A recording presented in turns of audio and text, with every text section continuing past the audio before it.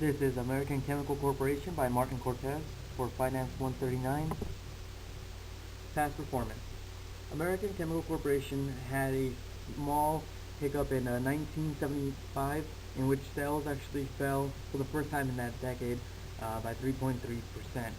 Prior to that, sales have been picking up steadily over year after year.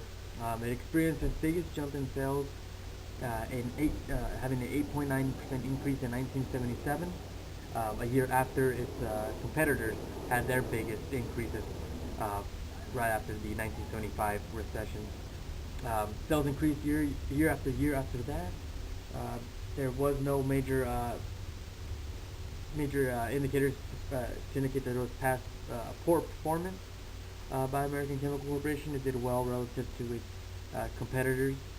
This is due to the increasing profit margins of the chemical sodium chlorate and the increased demand for that chemical.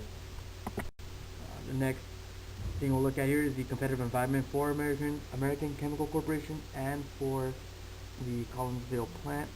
There was 12 dominant companies in the sodium chlorate business. There was two new companies entering the business. One opening up a plant with a capacity of 40,000 tons, and the other one opening a plant for 35,000 tons, and projected to be in 1980. Now, most of these businesses and corporations are clustered in the southeastern United States, so that kind of gives you an insight as to the competitive environment for the sodium chlorate business. The Collinsville plant had a 40,000 ton capacity itself already, so it was pretty much meeting the same capacity as these new plants. Um, Now, the three major players in the sodium chloride business accounted for 55% of the domestic supply of sodium chlorate, just to give you an example of what they have to compete with and the companies they dealt with. Now, we'll look at the beta for the Collinsville plant. Penwall and Georgia Pacific were used.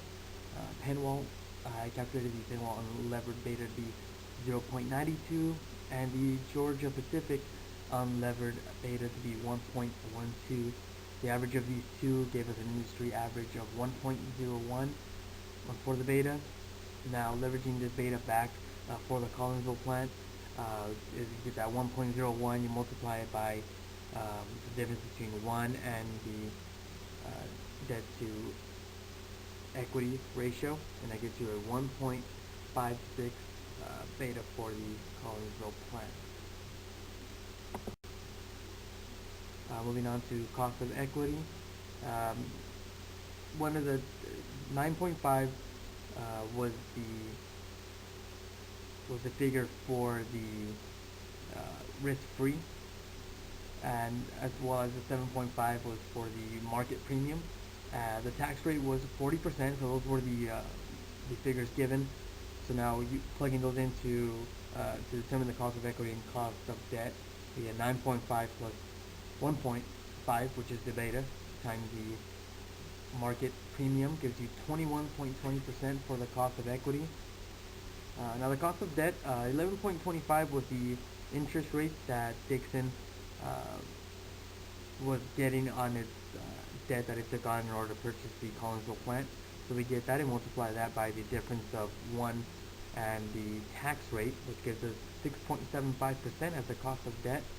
Plugging those numbers in to get the weighted average cost of capital, we get 16%.